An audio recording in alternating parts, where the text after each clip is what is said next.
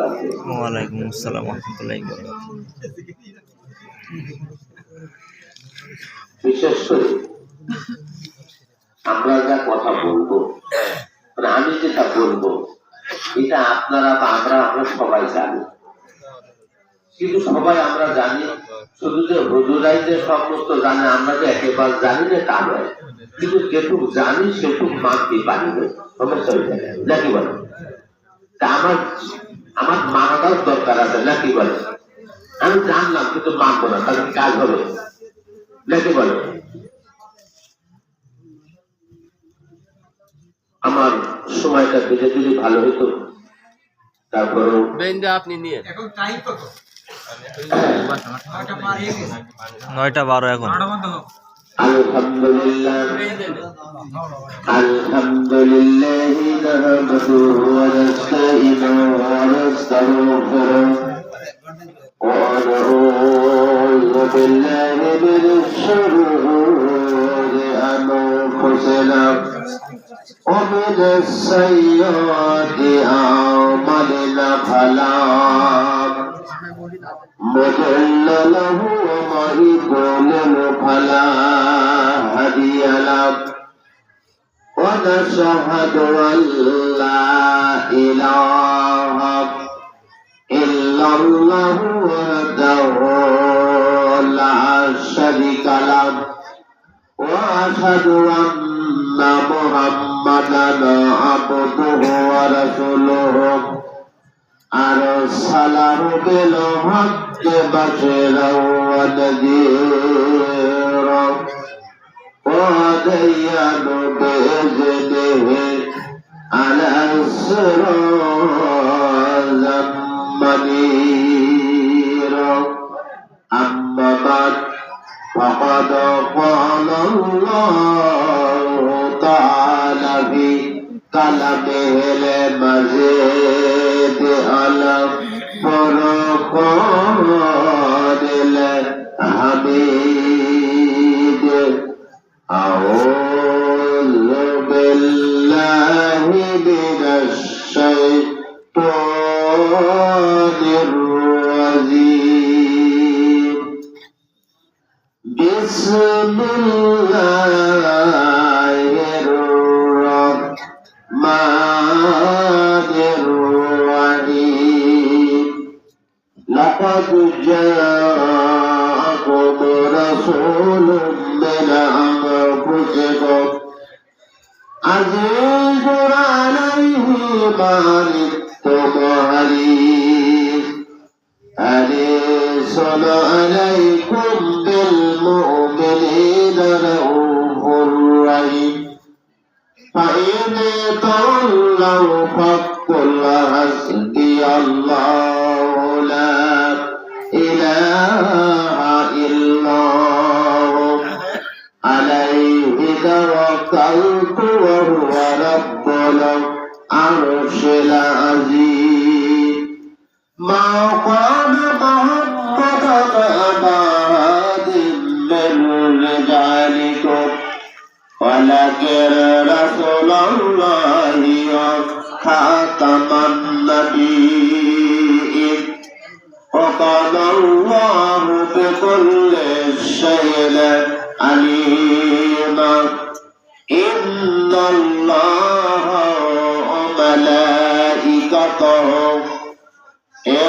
يصلون على النبي يا أيها الذين آمنوا صلوا عليه وسلموا تسليما اللهم صل على সবাই পড়ে জোরে জোরে পড়ে মহব্বতের সাথে পড়ে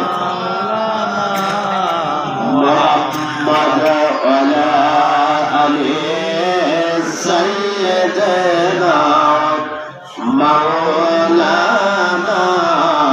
মুহাম্মদ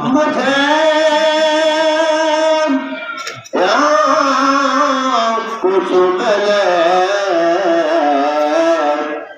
या न मिले मोहम्मद में মেলে হাই দিছে আল্লাহ মেলে আল্লাহ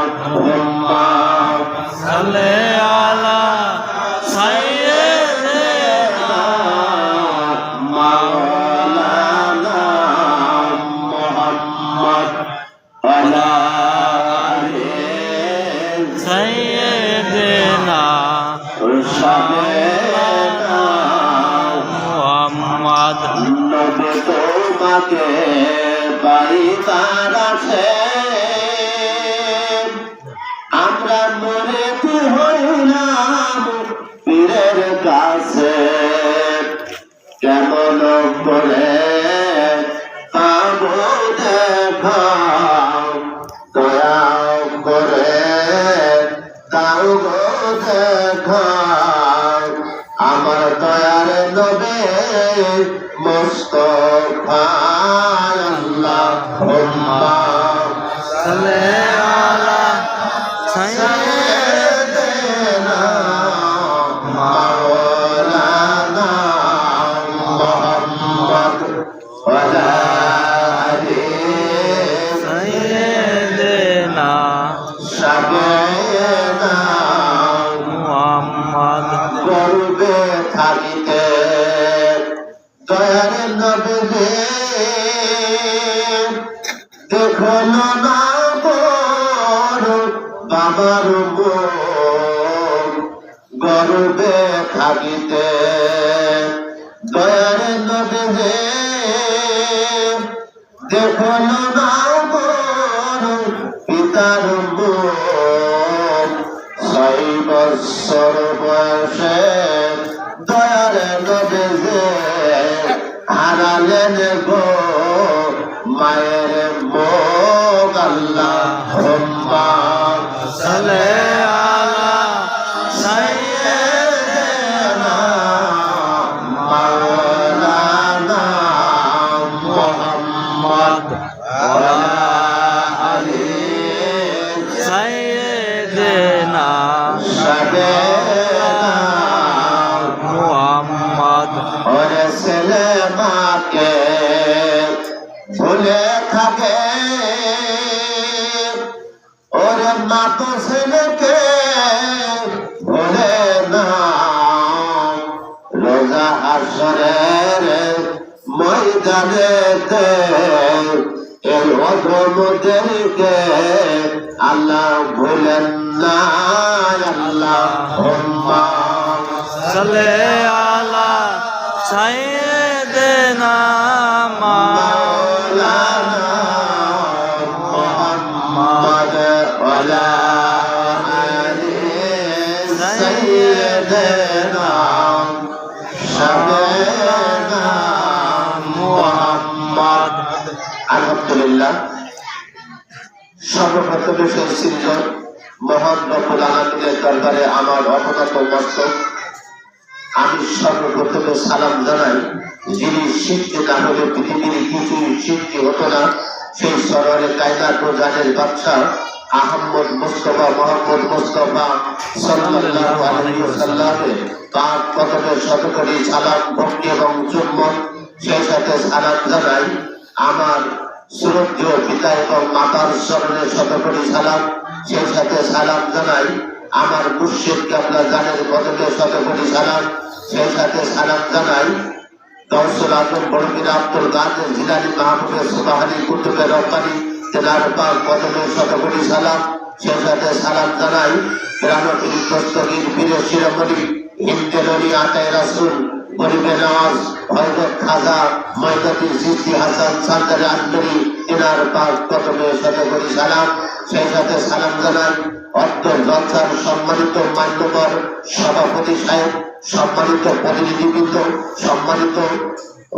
সম্মানিত গ্রামবাসী সম্মানিত মহল্লাবাসী এবং আমার বয়োজ্যেষ্ঠ বরিষ্ঠ সমসাময়িকী সিলেহের কচিকাছা মাসুদ বাচ্চা পদ্মার অন্তরালে আমার মা ভঙ্গিরা সবার প্রতি আমার অন্তরের অন্তরতার দিকে জানাই আন্তরিক সালাম। আসসালামু আলাইকুম ওয়া রাহমাতুল্লাহি ওয়া বারাকাতুহু। ওয়ালাইকুম আসসালাম ওয়া রাহমাতুল্লাহি ওয়া বারাকাতুহু।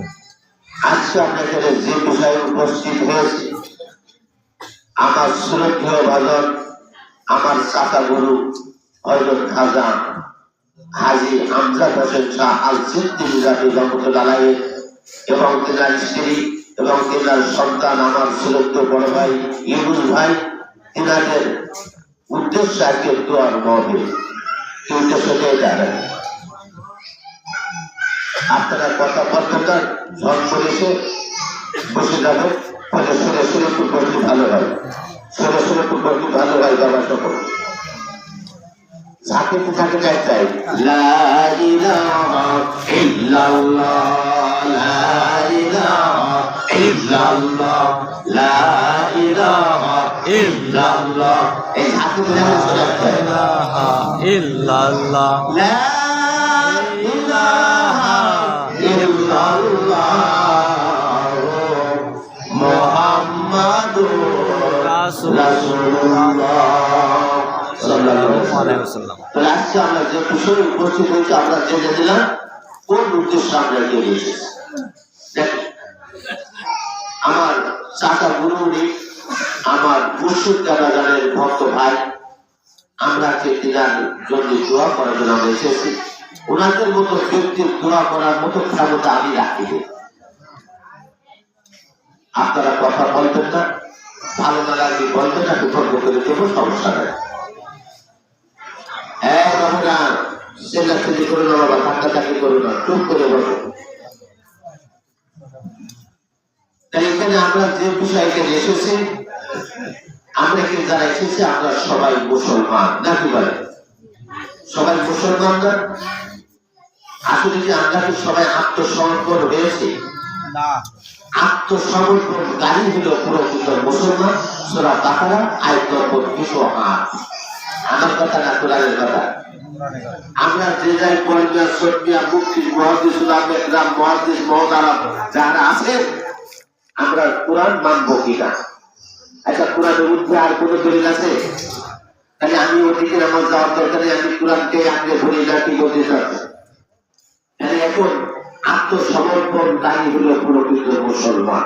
এখন আমি আত্মসমর্পণ হয়ে থেকে আমি একটা মিশাল দিয়ে আলোচনায় যাবো ইনশাআল্লাহ। যদি আল্লাহ রাব্বুল আলামিন আমার কোনো ক্ষমতা নাই, যদি আল্লাহ পাক রব্বুল আলামিন যদি আমাকে কিছু বলার তৌফিক দান করেন, হয়তো আমি কোরআন থেকে কিছু কথা বলার জন্য চেষ্টা করব ইনশাআল্লাহ। আমি বিবাহ করতে গেছিলাম। বিবাহ করতে গেলে আপনার কাপিল দিয়ে খেলা খেলি।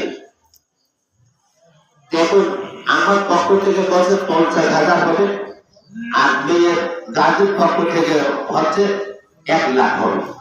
এই যে তার পেশার মতো শিখব। আমি তো ওই সময় কি নাকি বলে রাজা সম্রাট, মুখে রুমাল দিয়ে বসে আছি, কথা বলার তো কায়দা নেই, নাকি বলে। তো এমন সময় দুই পক্ষের খেলাখেলির মধ্য দিয়ে আমার যিনি শ্বশুর হবে, আমার শ্বশুরকে ডাকতেন মাওলানা সাহেব, মাওলানা মুনসুর আহমেদ। উনি ঝাউদিয়া মাদ্রাসায় শিক্ষকতা করতেন। তো উনি আমার শ্বশুর বাড়িতে ডেকে বলছে, চাচা কাপিল কত টাকা হবে?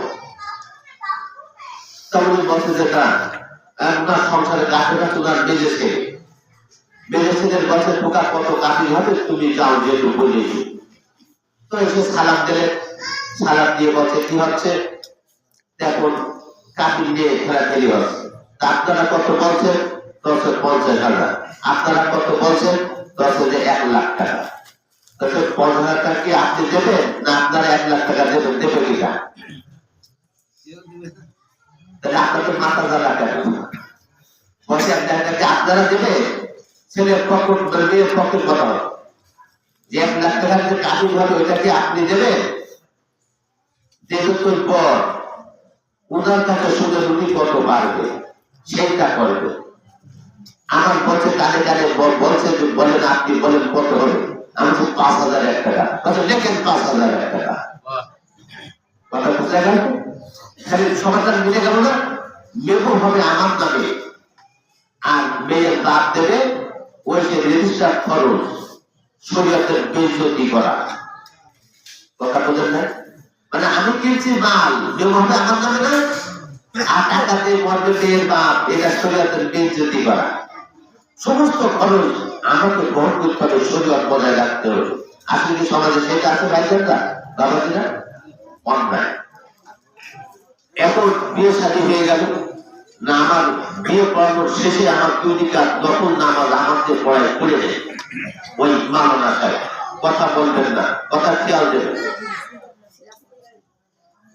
আমি বললাম, মাওলানা সাহেব, আমি যখন দুটার ফুটি এসেছিলাম তখন আমার আব্বা আজান শোনাইছিল। আমার যখন 7 বছর গিয়ে 8 বছর বয়স হয়েছিল, ওই সময় আজান ডেকে দিয়েছে, আমাকে খাতনা দিয়েছিল। আজান যখন আমাকে খাতনা দিয়েছিল তখন কলমা পড়েই দিয়েছিল। বাবা সকল, আমার এখন প্রাপ্ত বয়স হয়েছে, বিবাহের ইন্তেজাম হয়েছে, আমি বিবাহ করতে আসছি।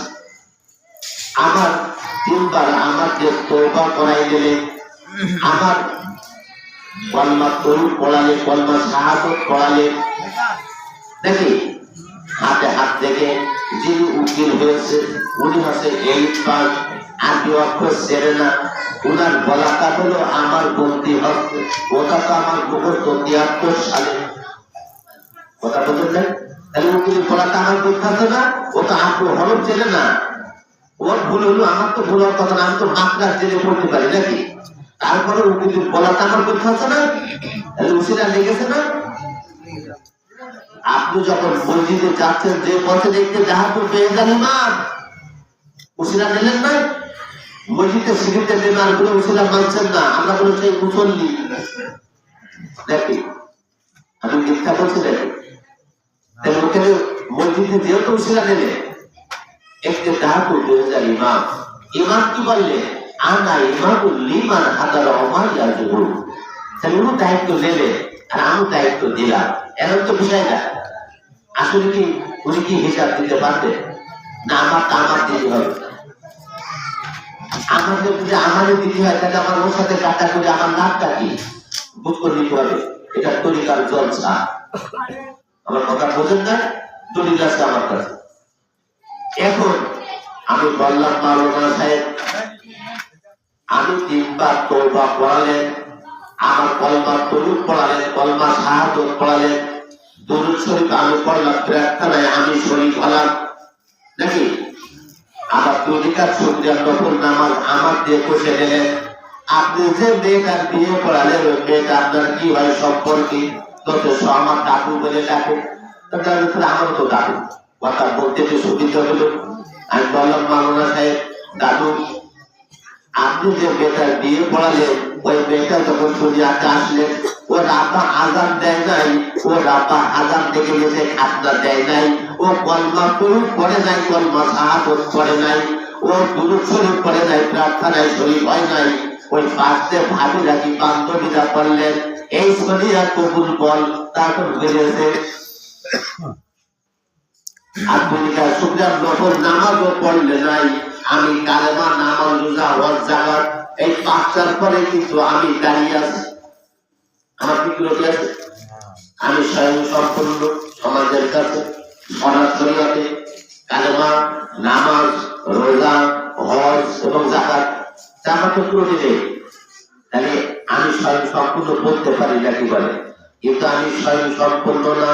আমি যত ধর্মই করি আর যত নামাজ পড়ি, আমি সব করলাম, আমার সমস্যাটা কোথায়? আমি এখনো মুসলমান হই নাই। আল্লাহ রাব্বুল আলামিন তার কালাম শরীফের ভিতরে বলেছেন, ইয়া আইয়ুহাল্লাযীনা আমানু তাকুল্লাহা হাক্কা তুকাতিহি ওয়া লা তামুতুন্না ইল্লা ওয়া আনতুম মুসলিমুন। হে ঈমানদারগণ, তোমরা যথাসাধ্য আমাকে ভয় করো এবং মৃত্যুর পূর্বে পরিপূর্ণভাবে আত্মসমর্পণ করো এবং প্রকৃত মুসলমান না হয়ে কবরে এসো না। আমি সব পাল্লা মুসলমান হয়ে নাই, আমার ধর্ম রক্ষা করে। বাবা সকল মুসলমান না হলে কিসের ধর্ম করি, কার সালাদ করি, কার দাসত্ব করি, কার গোলামি করি, কার ইন্তেজারি করি, কার তাবেদারি করি, এই বুঝে কোনো পাই নাই। নো কাইসে নিজেকে চিনবি করতে জানা যায় আমি আসলে চিনিছি কিনা। কি বাবা সকল, এই আত্মসমর্পণকারী হলো প্রকৃত মুসলমান। এটা আবার কোরআনে আছে কিনা? কোরআন বললেন ইন্নাল্লাযীনা ইউবাইয়ুনাকা ইন্নাল্লাহা ইউবাইয়ুনাল্লাহ, তুমি যে হাতের উপর হাত থেকে বায়াত গ্রহণ হলে ওই হাত হলো রাসূলের হাত। আল্লাহ বললেন ওই হাত হলো আমার হাত, তোমরা আমার হাতে হাত থেকে বায়াত গ্রহণ হলে। সুবহানাল্লাহ। কে? আমার আগের বক্তা আয়ুব ভাই বলেছিল মান কানা ফি হাজিহি ওয়া মান কানা ফি হাজিহি ওয়া তাল্লু সাবিলা, এই জগতে যারা আমাকে দেখলো না তারা এই জগতে অন্ধ এবং পরকালে অন্ধ উঠিবে, এদের কোনো পথ থাকিবে না। কথা বোঝা গেল? বাবা সকল এই মহিলাদেরও বায়াত হতে হবে। সূরা মুমতাহিনা আয়াত নম্বর 12, সূরা ফাতিহা আয়াত নম্বর 10, সূরা মুমতাহিনা আয়াত নম্বর 17। আমার কথা না শুনবে ওই যে মুসলমান বাবা সকল 150 বছর 200 বছর 100 বছর 500 বছর উজু করব, উজু দোয়া যেখানে উজু খানাই ওই দোয়া করে আজীবন উজু করে পবিত্র হওয়া যাবে না। পবিত্র কখন হবে? সূরা বাকারা আয়াত নম্বর 151। আল্লাহ বললেন আমি তোমাদের মধ্য থেকে তোমাদের কাছে রাসূল প্রেরণ করেছি, সে তোমাদেরকে পবিত্র করবে। এই দেখেন সেই পবিত্র হিকমত এবং সুশিক্ষা দেবে, তার তত্ত্ব জ্ঞান দেবে যা তোমরা ইতিপূর্বে জানতে না। এই আত্মসমর্পণকারী হলো মুসলমান। এদের কাজ হলো জবান ঠিক রাখা, মিথ্যা কথা বলবো না, হারাম রুজি খাবো না। আমি মিথ্যে কথা বলবো, নামাজও করবো, হারাম রুজি খাবো, এটা চুরি করে খাবো, ওটা চুরি করে খাবো। আমার ধর্ম রসাতলের কথা ঠিক কিনা বাবা? আমার যদি এটা ভালো না থাকে বাবা, সেদিন কিন্তু আমাদের উপায় থাকবে না, আর পথ থাকবে না। আফসোস করবো আর কাঁদবো আর বলবো হে মহান রব্বুল আলামিন, দুনিয়ার বুকে কত অন্যায় অবিচার করেছি, কত জুলুম নির্যাতন করেছি, অন্যের হক নষ্ট করেছি, আমানত খিয়ানত করেছি, জিনা করেছি, ব্যভিচার করেছি, ওজনের কোপ দিয়েছি, শরীর ফাঁকি দিয়েছি, মিথ্যায় পদার্পণ করেছি। আল্লাহ জেনে না জেনে না বুঝে হয়তো অন্যায় করে ফেলেছি। আমাদের এই কষ্ট থেকে নিষ্কৃতি দিয়ে আমাদের আবার ফের দুনিয়ায় পাঠিয়ে দিন। আমরা এই সমস্ত মস্ত কাজগুলো পরিত্যাগ করে এখন থেকে ভালো কাজে যুক্ত হব। এর জবাবে আল্লাহ রাব্বুল আলামিন বললেন জামাল্লাযীনা কাফারু উলাইকা আসহাবুন নারি খালিদিন ফিহা ওয়া বিসাল মাসীর। আমি কি তোমাদেরকে দুনিয়ার করে সুদীর্ঘ আলতান করিয়াছিলাম না, যাতে করে তোমরা আমার এই সত্যকে উপলব্ধি করিতে পারিতে? তা যখন করনি, আমি যদি আমার ভেদ দুনিয়ায় পাঠিয়ে দিই তাও তোমরা করবে না।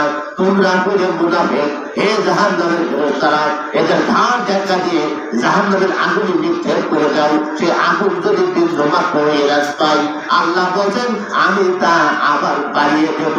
আর কোরআন সূরা আনকাবুতের ভিতরে বর্ণনা দেওয়া হয়েছে। আমার কথা বলছি, কোরআনের কথা বলছি নাকি বাবা সকল? এখনো সময় আছে। এখন সময়টা যদি চলে যায়, time is time and wait for not. সময় এবং সময় কখনো কারোর জন্য অপেক্ষা করে না। এই সময় সম্পর্কে জেনে নিতে হবে বাবা, সচেতন হতে হবে। যদি আমি বুঝ না করে চলি বাবা, সেদিন কিন্তু আমাদের ওয়াইডার বেহাল দশা হবে। আল্লাহ রাব্বুল আলামিন সেদিন বলবেন হে তোমরা যখন সূরা কালাম আয়াত নম্বর 42, আল্লাহ রাব্বুল আলামিনের কাফেররা নামধারী জবানধারী মুমিনরা সবাই আল্লাহকে উপেন ভাবে দেখতে পাবে। সেদিন আল্লাহ রাব্বুল আলামিন বলবেন তোমরা সবাই আদমের নিমিত্তে সিজদা করো। যার যার মুর্শিদ তার রাসূল যখনই সিজদায় চলে যাবে, তখনই আল্লাহ রাব্বুল আলামিন কাপড় উন্মোচন করে দেবেন। আর যখনই সিজদায় করবেন, তখনই আল্লাহ চিনে ফেলাবে এরা হলো আমার নেককার বান্দা। সূরা কালাম আয়াত নম্বর 42। আমার কথা বলবেন আমার সাথে, আমার সাথে কথা বলবেন। কথা কি আমার কথা বলছি না কোরআনের কথা বলছি? তাহলে আমার মানতে হবে তো নাকি? শুধু শুনে গেলে তো হবে না বাবা। ধর্ম হচ্ছে ধারণ করা। এখানে যদি আমি একটা কথা জেনে যাই, সেটাই আমি লাভবান হবো নাকি? যদি মনে হয়েছে না তখন খেতে দিবানি, আমি তখন যাবানি। খালি কিন্তু আমার এই দোয়া করার উদ্দেশ্য হলো খাইতো নাকি সেই মূলটা আমার তৈরি করতে হবে, কথা ঠিক না? এখানে বসে ভালো বাবা কথা বলবেন না, এখানে ঠান্ডা একটু বসে, আমি একটু পরে ছেড়ে দেবো, আমার সময় খুব কম। রহস্য করি আর এখানে আমাদের কি সমস্যা আছে কিনা নাকি? এখানে আমি যে ব্যক্তিজন আজকে দোয়া করতে আসছি, সেই দোয়া করার মতো হিম্মত আমার নাই, কারণ আমি অতি নগণ্য, তাদের পায়ের ধুলোর সমান। কথা বোঝেন নাই? তবে কি আমি উশিলা দিতে পারি আল্লাহর হাবিব এবং আল্লাহর উলুদের উশিলায় হয়তো নাজাত আল্লাহ দিতে পারে নাকি? এখানে একটা বিষয় আছে, আমি একটা রমজানের একটা সম্পূর্ণ একটা আলোচনা করবো করে আমি শেষ করে দেবো। আমরা যে কয়েকদিন পরে আমরা রোজা পাচ্ছি না, এই রমজানের তোফা আছে না বাবা, আমার কথাকে খেয়াল দেবে। আমি কিন্তু এখানে 70,000 টাকা সুদ দিতে আমি এখানে আসি নাই। এই বাবাজিরা, আমি অনুরোধ করছি বাবা, আমি অনুরোধ করছি বাবা সকল, আমার কথা থেকে একটু খেয়াল দিতে হবে। রমজানের তোফা আছে না, 3টে প্যারা দেওয়া আছে, রহমতের 10 দিন আর মাগফিরাতের 10 দিন আর নাজাতের 10 দিন প্যারা দিয়ে আছে না বাবা, নাকি আছে না? আচ্ছা, আল্লাহ সকল ক্ষমতার অধিকারী, এটা কি কারো শব্দ হয়? কথা বলবেন আমার সাথে। আর আল্লাহর সমস্ত সব বিষয়ে আল্লাহ, কোন বিষয়ে আল্লাহ কি অপারক? আল্লাহর সকল ক্ষমতার অধিকারী, আল্লাহ সমস্ত সবকিছু করতে সক্ষম, যেটা কি সন্দেহ হয়? আচ্ছা, তাহলে রহমতের 10 দিন আর মাগফিরাতের 10 দিন আর নাজাতের 10 দিন, আল্লাহ যদি আমাকে নাজাত দেন, আল্লাহ কি 10 দিন সময় লাগার কথা? হ্যাঁ, আল্লাহকে আমার পর দায়িত্ব দিয়ে দিয়ে ফাইসলা দেয়। কথা ভালো করে বুঝে যায়, আমি যদি চিন্তা কাহিনী কাছে আছি, আমি 70,000 টাকা চুপ তো আছি, আমি যে কথা বলবো, আমি গরিব কথা বলবো না, কথাগুলো ধারণ করে যাবে। আচ্ছা, আল্লাহ যদি আমার রহমত দেন, আল্লাহ কি 10 দিন সময় লাগার কথা? আল্লাহ দিলেন দেন, আমার রহমত দান করতে পারেন, সন্দেহ হয় কারো? তাহলে আমার সেটা অর্জন করতে হবে যে আল্লাহ কিভাবে আমার রহমত দান করবেন, আমার কিভাবে নাজাত দেবেন, তাহলে আমার সেটা তৈরি করে দিতে হবে, না কি বলে? কথা ঠিক না? তাহলে এখানে যে 10টা দিন করে প্যারা দিয়ে, আমি এই কথাই প্রেক্ষাপটে আমি একমত নয়। আপনারা কি বলতে চাচ্ছেন? এখানে আমার কাছে 3টে ভাগ নয়, আমার ভাগগুলোকে শুনে নেন। রহমতের মাস, মাগফিরাতের মাস, নাজাতের মাস, সিয়াম সাধনার মাস, আত্মসংযমের মাস, সংযমের মাস, সবরের মাস, আত্মশুদ্ধির মাস, যার নাম হলো মাহে পবিত্র রমজান মাস। কথা বুঝে আসছে? তাহলে আমার আত্মসংযমী কি, সংযমী কি, সিয়াম সাধনা কি, এসব না হলে তাকে আত্মশুদ্ধ হতে পারছে না। আমার কথা কি বুঝতে সমস্যা করে? আমি কিন্তু কোরআন পাকের কথা বলছি না। এখন বিশ্ব হাতের মুঠোয়, এখন সার্জেন্ট ভেক্টর পেজ আসবে, দেরি হবে না, 2 সেকেন্ডের ব্যাপার। কথা ঠিক কিনা? সূরা বাকারার একটা আয়াতের বর্ণনা দিচ্ছি। আমি সারাদিন আমি 2টো কিতাব আমার জীবনে পড়েছি, একটা হলো কোরআন শরীফ আর একটা হলো ইনজিল শরীফ। আর তাওরাত আর জবুর আমি পড়ি নাই। ইনজিল শরীফের ভিতরে আল্লাহ রাব্বুল আলামিন যেটা বলছেন কোরআনে, ইনজিল শরীফও ঠিক সেটা বলছে। তা কি বলছে?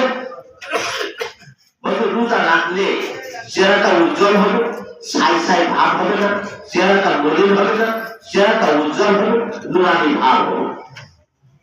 কোরআন যা বলছে, ইনজিল শরীফও ঠিক একই কথাই বলছে। কিন্তু আমরা তো চেহারাটা শুকিয়ে যায় না, চেহারাটা মলিন হয়ে যায় না, অথচ না খেয়ে থাকার কারণে তো চেহারাটা শুকিয়ে যায় নাকি? মনটা মলিন হয়ে যায় মুখটা। তাই না খেয়ে থাকাটাই কি রোজা? ও তো উপোস থাকলাম, রোজা কখন থাকলাম? ঠিক। সূরা বাকারা আয়াত নম্বর 186 এবং 87। কার কথা? আমার কথা না, কোরআনে। ওখানে বাংলায় বলছি, খেয়াল করে শুনবেন।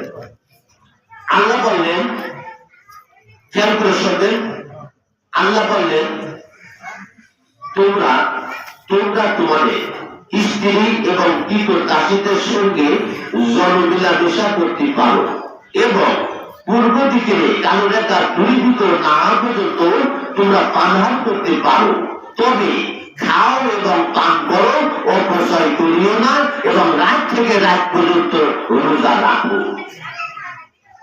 আমার কথা না কোরআনের কথা, সেটা করি তাহলে বুঝল।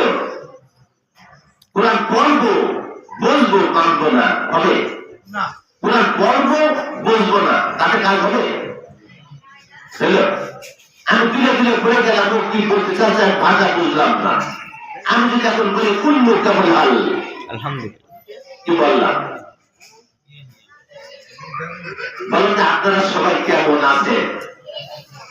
যে আরবিটি বলছি তো অনেকেই বুঝতে পারিনি, কথা বোঝেন নাই। আমি আরবিতে যত কথাই বলবো আমার ভাষা বলতে যদি না জানি তাহলে আমার শোনার সার্থকতা আসবে না, বা আসবে নাকি? আসবে এখন ওই এক মুরব্বী মানুষ, আমার চাচা থেকে মুরব্বী, 14 মাস রোদে হাঁটতে হাঁটতে তখন গাড়ির ব্যবস্থা নেই, হাঁটতে হাঁটতে একজন ক্লান্ত বোঝে গেছে, তো পিপাসিতা হয়েছে। পিপাসা মানে পানি পানি ভালো, তাই এরকম বয়সের ছেলের বলছে, বাবা একটু জলপাই কোথায় বলুন তো, তোমার কাটতে মারছে, তোমার জলপাই দেবে, কিন্তু তো পানি খাতে যাচ্ছে, বাংলায় বলে তো বলতে পারবে। যদি পানি পানি খাওয়ার কথা তাহলে বুঝতো, কিন্তু বাংলায় বলে তো এটা বুঝতে সমস্যা নাকি, যে বাবা একটু জলপাই কোথায় বলুন তো, ওদের জলপাই যাচ্ছে, জলপাই মানে তো কাটতেন না, 14 মাসে কেউ জলপাই করতে পারবে, তাই বুঝার খারাপ না, সমস্যা নয় নাকি? আমাদের সমস্যা আমরা আরবের এই ভাষা, এটা কিন্তু আমাদের বুঝতে আছে, এই ভাষা বুঝি। আমি যদি এখন বলি আনা কালা মাফি, আনা ইজি চোগাছা রোগ, আনা বেদ মজুর, আনা কেমনি বাদিল লোক, মানে আরবিতে কথা বলি না।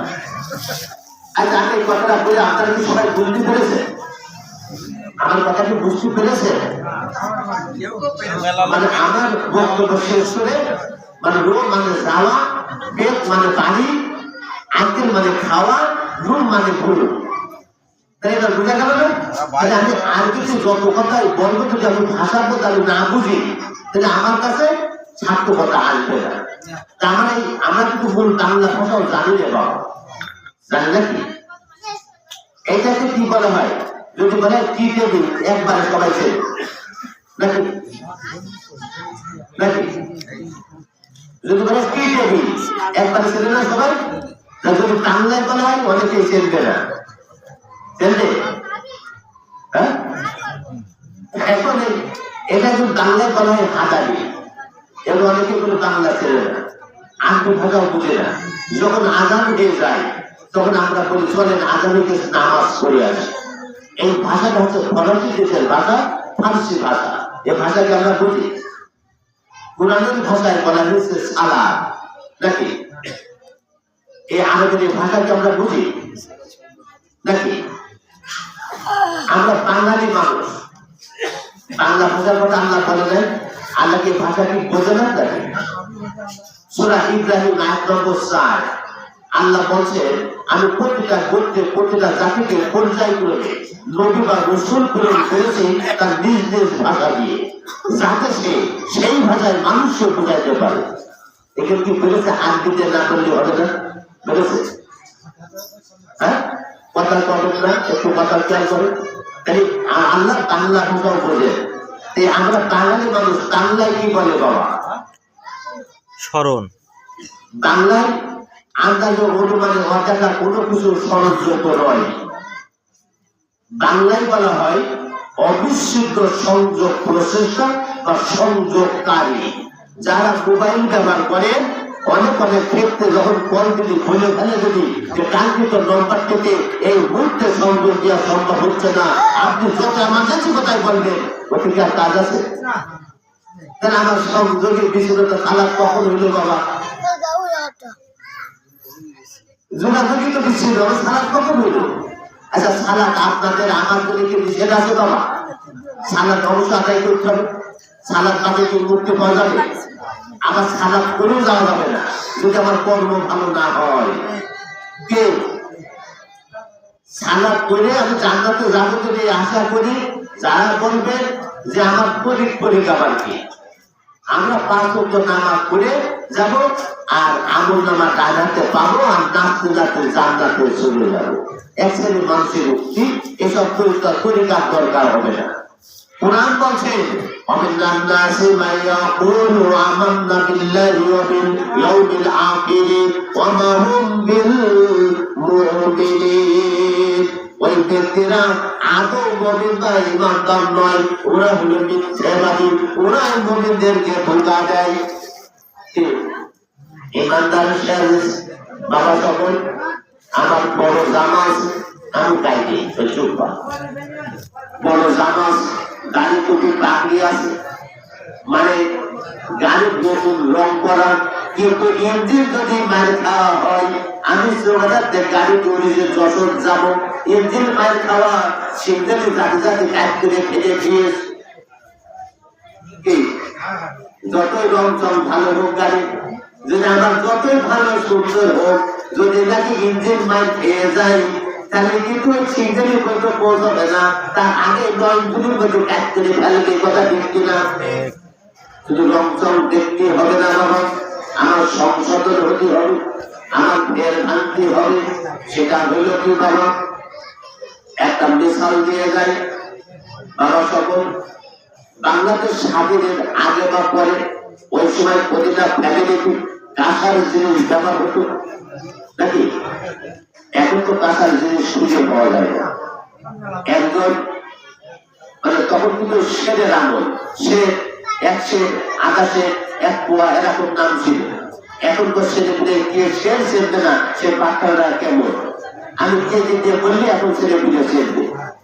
এখন বাবা সকল এক বৃদ্ধ একটা কাঁসার বাটি নিয়ে গিয়েছে, 8 কেজি গুড় কিনবো, আর বাটির ওজনও 8 কেজি, তাহলে চাপা খাতে করতো। এখন 1 কেজি না চাপিয়ে উনি 8 কেজি গুড় নেবে বলেই 8 কেজি চাপিয়ে বসে আছে। এবার বাটিতে গুড় ঢেলে এবার উৎসব করলে বেশি হচ্ছে হবে কিনা, আবার ভাড়ে ঢেলছে, আবার উৎসব করছে, আবার ভাড়ে ঢেলছে, আবার উৎসব করছে।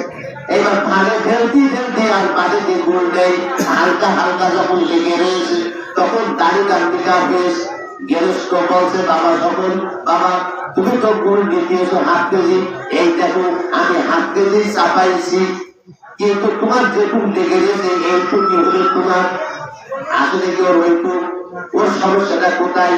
ফের ভাঙা হয়নি। এখন যদি আমার এই ফের ভাঙা না হয় ওইরাম হবে, ওর মূল ওর অটুক না ও 8 কেজি পাবে। কথা ঠিক কিনা? ওর মূল ভাঙাতে ফের ভাঙা হয় নাই, এই ফের যদি না ভাঙে ওগুলো রক্ত ভাবে ওইরাম তাই হয়ে যাবে। কথা বোঝা গেল? এই সংশোধন হতে হবে। আত্মসমর্পণকারী হল প্রকৃত মুসলমান। মুসলিম শরীফে বলা হয়েছে যারা বাহিরের বর্তন ছাড়া যারা মারা যাবে তাদের জাহিরাতে মৃত্যুবরণ হবে। আমার কথা নয়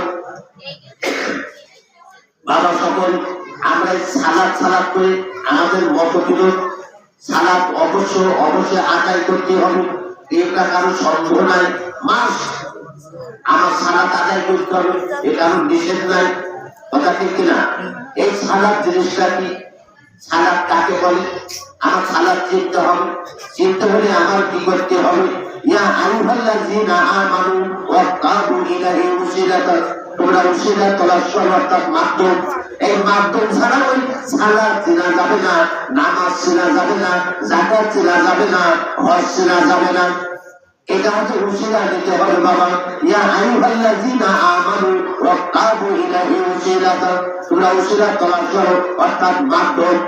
বাবা সকল যখন বাইজিদ বুস্তামি রহমতুল্লাহ আলাইহি বিদেশ থেকে পিএইচডি করে যখন দেশে ফিরে আসলেন, 5টা ভাষার পরে পিএইচডি করলেন আর কোরআনের পরে ডবল পিএইচডি করলেন। বিদেশ থেকে যখন বাড়ি আসলেন ও মা বলছে বাবা তোর লেখাপড়া কি পর্যন্ত? বাবা বলছে আমার লেখাপড়া শেষ করে ফেলাইছি মানুষ, আমি কয়েকটা ভাষার পরে ডক্টরেট করে আসছি। বলছে বাবা তাতে তোর কি সম্মান, তাতে তোর কি ব্যবস্থা হবে? বলছে মা একটা কর্মসংস্থা পানি আমার রুটি রোজগারের ব্যবস্থা হয়ে যাবে। বলছে বাবা তুই যা শিখে আসিস তার দুনিয়া হবে, তাতে তোর দিন হবে না। বলছে মা আমার সমস্যা কোথায়? বলছে তুই তো এখনো মুসলমানই হোস নাই। কথা বলতেন নাই, যত বড় বিয়ে যে করে আসুন এই আত্মসমর্পণকারী হলো পুরোহিত মুসলমান, নইলে ধর্ম রজা করে। আমার সকল এখনো ভেবে দিতে হবে, এই পর্দা থাকতে হবে। বাচ্চারাতে বিক্রি হয়ে যাওয়া, সমস্ত সবকিছু অর্পণ করে শুনে দেওয়া, এর নামই হলো বায়াত। এটা ছাড়া মুক্তি পাওয়া যাবে না। বাবা সকল পিতাই হজের শেষ ভাষণে, পিতাই হজের শেষ ভাষণে 18 জিলহজের দিন রাসূল পাক সাল্লাল্লাহু আলাইহি সাল্লাম উটের পিঠে মেম্বার তৈরি করে কাদিরপুর নামক স্থানে যখন উপস্থিত হয়ে গেলেন, তখন হযরত আলী কারিমুল্লাহ ওঝুকে দুই বগলের তলে হাত উঁচু করে ধরে পড়েছিল, আমি যার মাওলা, এখন থেকে আমি হলো তার মাওলা, আমি হলাম জানের শহর, আমি হলো তার দরজা। রাসূল পাক সাল্লাল্লাহু আলাইহি সাল্লাম আর বলে গেলেন, বাবা আমি এই হজে হয়তো আমার জীবনের শেষ হজ, এরপরে হজ হয়তো আমার ভাগ্যে আর হবে না, তাই আমি তোমাদের মাঝে দুটো জিনিস দেখে গেলাম, একটা হলো আল্লাহর কোরআন, আর একটা হলো আমার আহলে বায়াত। সেই আহলে বায়াতে সেই তালিকায় আজকে হাজী আমজাদ হোসেন, ওই তালিকায় আহলে বায়াত। কথা ঠিক কিনা? বাবা সকল যদি এটা না হলে ওই সিঁড়ি নিয়ে ফিরে আছে এই আগে পর্যন্ত, ওই সিঁড়ি দিয়ে কিন্তু আমি আছি, এটা কিন্তু আমাদের বড় পাওয়া। এটা পূরণ করে আকাশে পড়ে নাই, মাটি ভুলেও ওঠে নাই, এর দলিল আছে বাবা সকল। এটা আমার বুঝ করে নিতে হবে নাকি? এখন যদি আমি মনে করি নামাজ পড়ে যদি আমি জান্নাতে যাই, কোরআন বলে না সালাতে তাহাজাল বাজায়াল মুনকার, নিশ্চয় সালাত সমস্ত অশ্লীল কাজ থেকে দূরাত রাখে। আমি নামাজও পড়বো, মিথ্যে কথা বলবো, মাঠে যে আল খেলবো। হাজী সাহেব হজ করে এসেছে, মাঠে যেয়ে সোজা আল কেটে টাকা টাকা করে খেয়েছে, যে বলিতেছে ভাইপোর পথে, ভাইপোর তুমি গাথায় সোজা করে দাঁড়াও, পথে চাচা আপনি যে সোজা আল কেটে টাকা করে খেয়েছে, একে দেশে হজের কাটা সোজা করে দাঁড়াতো, আমি বললাম সেই হাজী। আমি নাকি বাবা, বাবা সকল হজ সম্পর্কে সচেতন হতে হবে। আমি একটা মিশাল দেব বাবা, বাবা সকল আমি সাদা কাপড় পরে যখন এলাম বাগদাদের কারণটা কি একটু খেয়াল দেবেন। এই সাদা কাপড় পরে যখন আমি এলাম বাগদাদের কারণটা কি, কাবা ঘরটা কেন 7টা পাক দিতে হবে, এর কারণটা কি? কারণ হাজিরে আসবে পাথরে চুমু দিতে হবে, কারণটা কি? এই পাথরটা উৎপত্তি কোথা থেকে আসলো, কোথা থেকে চুমু দিদি কি হবে, না দিদি কি হবে ইত্যাদি, এর কারণটা কি? তারপর চুমু দেওয়ার পরে 2 রাকাত শুকরিয়া নফল নামাজ আদায় করতে হবে, কারণটা কি? তারপর সাফা মারওয়া 7 বার হাঁটাহাঁটি দৌড়দৌড়ি করতে হবে, কারণটা কি?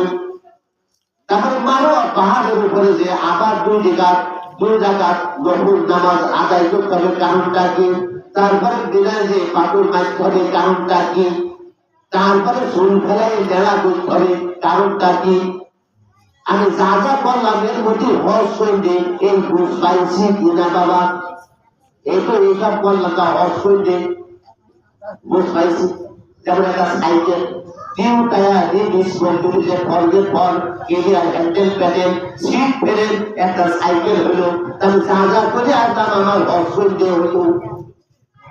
আমি বস্তুবাদী, আমরা আন্দাজে অনুমানে ওইটা বিশ্বাস করি না, আমি বাস্তবাদী, আমি বস্তুবাদী।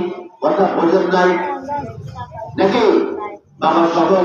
তাহলে এখন আমার এর মধ্যে হজ করতে, সেটা হলো আমি একটা ব্যাখ্যা দিই বাবা। ওই যে মাঠে যে সোজা আল কেটে দেখা করতে আসলাম, কথা বোঝেন নাই? এর ভিতরে একটা ভেনু আছে আর একটা মগজ আছে, এক সাইডে ভেনু আর এক সাইডে মগজ আছে না বাবা নাকি? এখন ওর মধ্যে যে মগজ আছে ওই থেকেই তো প্রবৃত্তি যোগায়, ওই শরীরের ইত্যাদি হইল চোখ, আর নবসে আম্বারা নাকে দিলে ওইটি খাইয়ে যোগায়, আর ইন্ধন দেয় হইল ওই মগজ। কথা বোঝেন নাই? তাই মাঠে যে সোজা আইন কেটে দেখা করছে এখানে এসে যদি কাটা সোজা করে দাঁড়াও তাহলে আমার ভুল হচ্ছে কিনা, এটা কি সেই কুপ্রবৃত্তি, সেই কুপ্রবৃত্তি ওইটা ভেঙে ফেলে বের করে ফেলা সম্ভব নাই, তাই চুল ফেলায় ওইটাকে বোঝানো হয়েছে, এর নামই হলো হজ। কথা বোঝেন নাই? আমি যদি হজ করে শয়তান মেরে আছি, বড় শয়তান, মেজে শয়তান, ছোট শয়তান, ও তো সিলেটের ঠান্ডা কাটা, যদি আমি বলছি মোয়াল্লিমের বলছি এ তো সিলেটের ঠান্ডা কাটা, আমি তো শয়তান মারতে এসেছি, শয়তানের আজকে আমি একেবারে নিঃশ্বাস করে দিয়ে বাড়ি যাবো, আমি হালদা খানার চৌকাটাতে আইছি, এখানে শয়তান না মেরে আমি বাড়ি যাবো না, তাই তো সিলেটের ঠান্ডা কাটা। যদি আমি জোরে মারি সিলেটের ঠান্ডায় ও তো ফিরে এসে আমার গায়ে লাগবে, ও তো কথার বেশি। তাহলে শয়তান করে বাবা এই মনের শয়তান, এইটা যদি আমি বোঝ না পাই, এই শয়তানকে মেরে নিঃশ্বাস করে দিয়ে তারপরে পালিয়েছো, আমি যদি সেই শয়তান আবার বাড়ি দিয়ে আসি, ওখানে 7 লাখ টাকা খরচ করে যাতে হবে না। কথা বোঝেন নাই? এই সত্য কথা বলে মানুষ বেজার হয়, যদি কিস্তাটাই এই ইতিহাস শুনে যায় তাহলে মানুষ তো ভালো শোনে। কথা ঠিক কিনা? বাবা সকল তাতে কিন্তু ফায়দা হবে না যদি আমি এখন ইচ্ছা কাহিনী ধরি সুরপথ দিয়ে আপনারা শুনবেন, তাতে কিন্তু আমি বুঝ পাবো না আমি নিয়ে গেলাম কি নাকি। এটা আমার বুঝ করে নিতে হবে, এখন আমার নামাজে যেতে হবে, সালাতে করতে হবে নাকি, মসজিদে যেতে হবে, নামাজ আদায় করতে হবে, এটা কি আর সন্দেহ হয়? আমি বলছি নিশ্চয় সালাত সমস্ত অশ্লীল কাজ থেকে দূরে রাখবে। আমি নামাজ পড়বো, যদি আমার জুবান ঠিক না হয়, আমরা যদি হারাম রুজি থেকে বর্জন না করি, মিথ্যা থেকে বর্জন না হই, আমি 500 বছর ইবাদত করলেও আল্লাহর দরবারে গ্রান্টেড হবে না। কারণ আমি ওই একটা গরুর 15 কেজি দুধ হয়, ওই গরুর একটু সোনা ওই ভিতরে দিয়ে দিই, ওই দুধের কি মান থাকবে বাবা? এইসব নষ্ট হয়ে যে আমি বলি তওবা করলে আল্লাহ মাফ করে দেবে বাবা। এখন মনে করেন আমি এখন পা ঘুরতে যে এনার গায়ে পা লেগে গেল, আমি যদি সালাম নাও করি উনি কিন্তু মাইন্ড করবে না। কথা ঠিক কিনা? যদি ওই পাশে উঠে যে দুর্দাম লাঠি মেরে সিয়ারতে ফেলে দিয়ে সালাম করি, জনগণে কিন্তু আমার গায়েটা থেকে ভুলাই দেবে। কথা ঠিক কিনা? লাঠি মেরে সালাম করে দিলে নেবে নাকি বাবা? বাবা সকল আল্লাহ আলিমুল গায়ব, আল্লাহ অর্থ জানেন, আল্লাহ হায়ুন, আল্লাহ সব দেখেন, আল্লাহ বাসুরুন, আল্লাহ সব শোনেন। কথা ঠিক কিনা? একজন ইন্টারন্যাশনাল খ্যাতি বক্তা মুফাসসিরে কুরআন, আমি নাম বলবো না বিপদ হয়ে যাবে, বলছে দোয়া করার সময় যদি কান্না না আসে তাও কান্নার ভান করো। আচ্ছা আল্লাহর সাথে নাটক করতে হবে কেন? আল্লাহ তো মনের খবর জানেন। কথা ঠিক কিনা? আমি অথক নাদান গুনাহগার বলি বাবা, আল্লাহর সাথে বিয়া তুমি না ওটাতে নাটক করা যাবে না। আল্লাহ আলিমুল গায়ব, আল্লাহ মনের খবর জানেন। তাহলে এটা কথাকে ঠিক বলেছে নাকি? তাহলে আমার কান্নার ভান করলে হবে না। আমার অন্তরের অন্তরস্থল থেকে আবেগে চোখের পানি ঝরঝর করে ঝরে যাবে। আল্লাহ পাকের কোরআনের ভিতরে যদি কোন সন্তান তার পিতা মাতার জন্য যখন কবরের পাশে দাঁড়িয়ে যখন বলবেন অপর রব্বির হাবুবা কামা রব্বায়ানি সগীরা, এই কথা বলার সাথে সাথে যদি মাসির মাথার মতো পানি জানা চোখের কুয়ায় চলে আসে, আল্লাহ বলছেন আমি ওই ব্যক্তির খালি হাতার কখনো ঘুরে দিতে পারি না, এটাই আমার দরবারে কবুল হয়ে যায়। আমি তো ভাইতে এসেছি বাবা, উনার ওই লেখক ভাইতে মহব্বত পয়দা হয়েছে পিতার জন্য, ওই মহব্বত থেকে আমার অতটুকু আসবে নাকি বাবা? আসবে নাকি বাবা? যার কথা সেই বলবে। কথা ঠিক কিনা? উনার মা চলে গিয়েছে, উনার বড় ভাই চলে গিয়েছে, উনার যে কষ্টটা হচ্ছে ওই কষ্টটা কিন্তু আমার অত কষ্ট আসে নাই। কথা ঠিক কিনা? তাহলে এই জন্য কোরআন বলছেন ওই সন্তানের দোয়াটাই পিতা মাতার জন্য সাকসেসফুল। একজন রাসূল পাক সাল্লাল্লাহু আলাইহি ওয়াসাল্লাম মসজিদের নববীর ভিতরে বসা, একজন একটা বাচ্চা আমার 20 বছর বয়স, ও জান্নাতুল বাকুরি দোয়া করে প্রয়োগ করে যাচ্ছে, রাসূল নববীর ভিতরে বসে যাচ্ছে।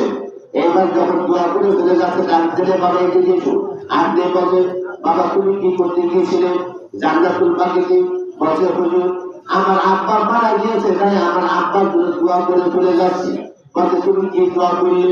বলছে হুজুর মোটে 2 রাকাত নফল নামাজ আদায় করেছি, আমি কার কান্নালে দেবো, শুধু আমার আব্বার নামে দিয়ে দিলে গেলাম মোটে 2 রাকাত নামাজের ফল আমি সবাই থেকে আমার আব্বার আর ভালো করবেন না। কে রাসূলুল্লাহ সাল্লাল্লাহু আলাইহি সাল্লাম বললেন, বাবা তুমি ভুল করেছো, তুমি যত জায়গায় পৌঁছতে থাকবা তত শত শত কোটি কোটি গুণ কেমনে সওয়াব বেশি হতে থাকবে। নাকি বাবা? এই সন্তানের দোয়াটাই পিতা মাতার জন্য যথেষ্ট। এখন আমি সালাতে যাব, আমার সালাত আদায় করতে হবে। সালাতে যাওয়ার আগে আমার কি করতে হবে? উযু করতে হবে। উযু করতে হবে, সালাতে যাওয়ার উযু করতে হবে না, নাকি বলে? উযু করতে হবে কেন বাবা? পবিত্র হওয়ার জন্য। উযু করতে হবে কেন? পবিত্র হওয়ার জন্য, নাকি? আসলে পবিত্র হয়েছে কিনা? পবিত্র হয়েছে কিনা? আমার কথা বললে শেষ হয়ে যাবে, টাইম শেষ হয়ে যাবে। তাহলে আমি পবিত্র হয়েছি কিনা? আমার তো পবিত্র হতে হবে। আমি যদি এই পবিত্র একটা কথা বলে আছি, সূরা বাকারা আয়াত নম্বর 151, আমি তোমাদের মধ্য হতে, আল্লাহ বলছেন আমি তোমাদের মধ্য থেকে তোমাদের কাছে রাসূল প্রেরণ করেছি, সে তোমাদেরকে পবিত্র করবে, হিকমত এবং শিক্ষা দেবে বা তত্ত্ব জ্ঞান দেবে যা তোমরা ইতিপূর্বে জানতে না। এই হচ্ছে সেই পবিত্র। আর 500 বছর বলল পবিত্র হবে না, আপনি সালাত কখন করবেন বাবা? কিভাবে পবিত্র হয়েছে আমি দেখেন এবার। বাবা সকল এক একটা ওজন হলো, ফরজ হলো 4টি। আমার কথা না, কোরআনের কথা। আল্লাহ হুকুম ফরজ কোরআনের ভিতরে বর্ণনা দেওয়া হয়েছে। ওজুর ফরজ হলো 4টি। বাবা সকল এক একটা জায়গা 3 বার করে ধোয়ার তাগিদ দেওয়া হয়েছে। হয়তো বাবা এক একটা জায়গা 3 বার করে ধুতে হবে, নাকে 3 বার পানি দিতে হবে, মুখমণ্ডল 3 বার করে ধুতে হবে, গালে 3 বার পানি দিতে হবে, হাত 3 বার ধুতে হবে, পা 3 বার ধুতে হবে। এরকম বিধান দিয়েছিল বাবা না বাবা? এই 3 বারের কোনো একটা গুরুত্ব আছে। ও একবার ধুলো হয়ে যেত। 3 বার অঙ্গীকার করা, তার সাথে আল্লাহর সাথে। এই কিভাবে অঙ্গীকার করলেন বাবা একটু খোঁজ করে নেবেন। যখন কানের পানি দিয়ে যখন এরাম করে বলে বেঁধে ধুয়ে ফেলছেন, 3 বার ধরে না গালে পানি দিয়ে আল্লাহর সাথে অঙ্গীকার করতে হলেন। কি অঙ্গীকার করলেন? হে আল্লাহ, তোমার এই পবিত্র পানি দ্বারা আজকে এই মুখ আমি বেঁধে বেঁধে ধুয়ে বসে পরিষ্কার করে ফেললাম। এই মুখে কখনো মিথ্যে কথা বলবো না, বলবো না, বলবো না। কার সাথে অঙ্গীকার করলেন বাবা? একবার ভেবে আসতে হবে। আল্লাহর সাথে অঙ্গীকার করেছেন, সেই অঙ্গীকার যদি আদর্শ বাস্তবায়ন করতে না পারেন, 500 বছর বলল আপনি পবিত্র হবেন না। সালাত কখন করবেন বাবা? আমার কথা সত্যি খারাপ হয়েছে বাবা? বাবা সকল হে আল্লাহ, তোমার এই পবিত্র পানি দ্বারা আজকে কানুর অগ্রভাগ পর্যন্ত আমি 3 বার করে ধৌত করে ফেললাম। এই হাত দিয়ে কোনোদিন কারোর কালে ঠাকুর মানবো না। এই হাত দিয়ে কোনোদিন কোনো অন্যায় কাজ করবো না, করবো না, করবো না। তার সাথে অঙ্গীকার আল্লাহর সাথে। আমি আল্লাহর সাথে যে অঙ্গীকার করলাম, ওয়াদাবদ্ধ হলাম, আদর্শের বাস্তবায়ন করতে পারছি নাকি? লোক গাইছেন নিজেকে চেনো। আমি নিজের কাছে বিচার করে দেখলাম আমার উজু হয়নি। আমি কারো দোষ দিচ্ছি না বাবা, আমার উজু হয়ে যায়। সালাদ কখন করবো বাবা? সালাদও কি আগে চিনলাম না? নামাজ হলো সংযোগ প্রসেস বাবা, সংযোগকারী। এই নামাজ হলো সংযোগ রাখার নামই হলো সালাম। এটা জেনে নিতে হবে। জানতে হলে আমার কি দরকার? ইয়া আইয়ুহাল্লাযীনা আমানু ওয়াত্তাবু ইলাইহি উসিলাতা। উসিলা ছাড়া, মাধ্যম ছাড়া আপনি নামাজ চিনতে পারবেন না, হজ চিনতে পারবেন না, কালেমা চিনতে পারবেন না, যাকাত চিনতে পারবেন না, সালাত চিনতে পারবেন না। কথা বোঝেন নাই বাবা?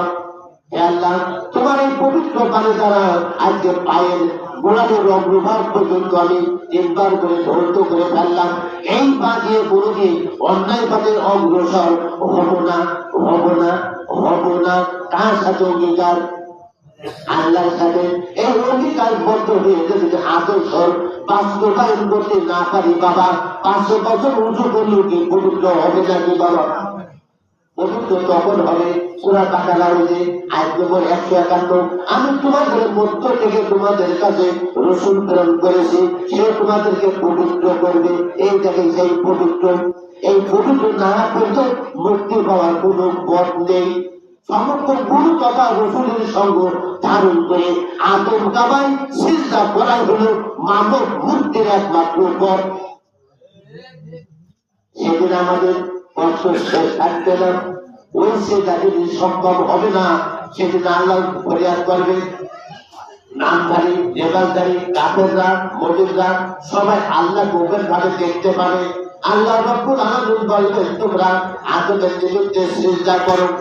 আল্লাহ রব্বুল আলামিন কাপড় উন্মোচন করে দেবে। আর যখন যার মুর্শিদ ডাক্তার রাসূল যখনই সিজদাই করে ফেলবে, তখনই আল্লাহ ছেড়ে ফেলাবে। এরাই হলো আমার নেককার বান্দা। সূরা কালাম আয়াত নম্বর 42। আচ্ছা, এই দুনিয়াতে আদম কাবায় সেজদা দেয় নাই, ওই ব্যক্তিরা সেদিন চৌকাঠের মতো ফুটের নাই, পিলারের নাই, এরকম আঁকাটা হয়ে থাকবে। সেটা যদি সম্ভব হবে না, তখন আল্লাহর কাছে ফরিয়াদ করে বলবেন, হে মহান রব্বুল আলামিন, দুনিয়াতে তোমাকে প্রভু বলেছি, তোমাকে সেজদা দিয়েছি, আজকে কেন এই সেজদা দিতে সক্ষম হচ্ছে না? আল্লাহ বলবেন, তুমি সেজদা দিয়েছো ঠিকই, কিন্তু আমাকে প্রভু বলেছো, আমাকে সেজদা দিয়েছো, কিন্তু আদমের নিমিত্তে আমাকে সেজদা দেওনি বিদায় আজকে এই সেজদা দিতে সক্ষম হচ্ছ না। সূরা কালাম আয়াত নম্বর 43। আমার কথা বলতে আসি বাবা, সকল এমনি ভাবে সেদিন এমন কাজায় পড়ে যাব, তখন আল্লাহ বলবেন, আবার যুক্তি দেখাবেন। তখন আল্লাহ বলবেন, তুমি তো 60 বছর কি 80 বছর কি 100 বছর আমার ইবাদত বন্দেগী করেছো, আর ইবলিস কত বছর করেছে? ইবলিস 9 লক্ষ বছর আল্লাহ ইবাদত করেছে, আল্লাহকে সিজদা দিয়েছে, আল্লাহকে প্রভু বলেছে। কিন্তু ওর দোষ ছিল কি? শুধু আদম কাবায় আল্লাহকে সিজদা দেয় নাই, এই জন্যই তো কাফের হয়েছে। কথা ঠিক কিনা? আমার কথা সূরা কাহাফ আয়াত নম্বর 50। আমার কথা বলছি, আমার কথা বুঝে আসছে নাকি? আমরা যদি সিজদা সেই চোখাতে মাথা হয়ে থাকবে, যদি আমি 60 বছর জেল থেকে আমল করে যদি জান্নাতে যেতে চাই, তাহলে ইবলিস তো 9 লক্ষ বছর আল্লাহ ইবাদত করেছে, তাহলে ওইটা আগে যাওয়ার কথা না? আগে কি যেতে পারবে? হ্যাঁ, তাহলে আমার সব রহতারে চলে গেল। তাহলে উঁচু হলো বাবা, উঁচু কি হয়েছে? পবিত্র হয়েছে? আমার সালাত হলো না, সালাত হলো না। আমি সালাতে দাঁড়াইছি, আমার মধ্যে সেটা যখন ফাটিয়া পড়া শুরু করেছি, তখন মনে হচ্ছে আমি যে আমার সে দোকানে গাড়ি চলে গেছে, কাপড় চোপড় চুরি হয়ে দোকানে চলে গিয়েছে। এখানে আমার আদায় করছি, মোট দেশ আমার পেয়ারা বাগান, কেউ বেড়া করতে খাচ্ছে না তো নাকি? মোট আমি সালাত করছি, মোট দেশ আমার ড্রাগন বইছি নাকি? মোট দেশ আমার পেঁপে বাগান।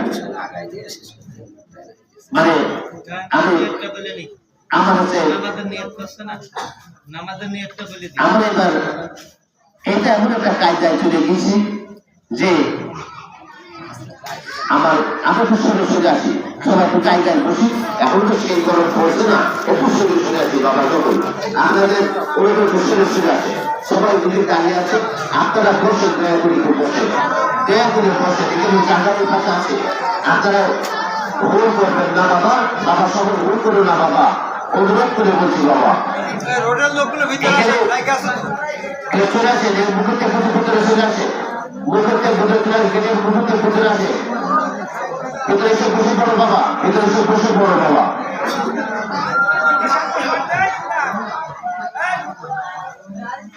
এখানে ভুল করতে করো না বাবা, সকল আমি অনুরোধ করেছি, তোর হাত করে অনুরোধ করেছি বাবা। আমি একটা কথা বলে নিই, এবার কথাটা বলে আমি শেষ করে দিচ্ছি বাবা।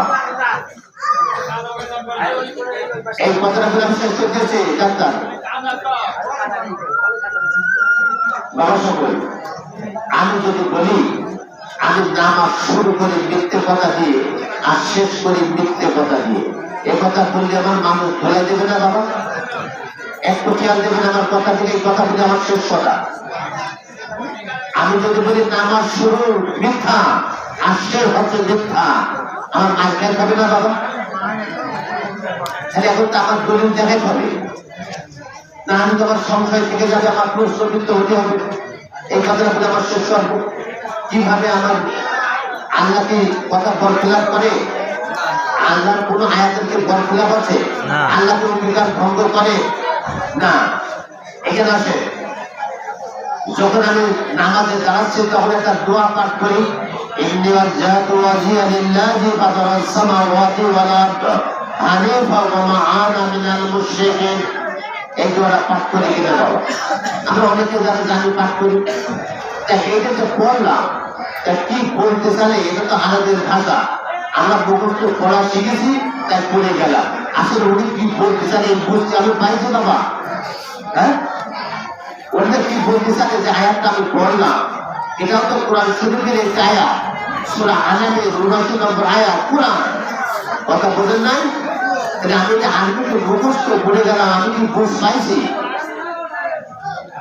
কি বলতে চালে আমার তো বুঝিনি। তাহলে এখন আমার ডাক্তার কথা বলতে চুপ করো বাবা। বাবা সকল আমি অনুরোধ করে বলছি বাবা একটু ঠান্ডা হবো, আমি শেষ করবো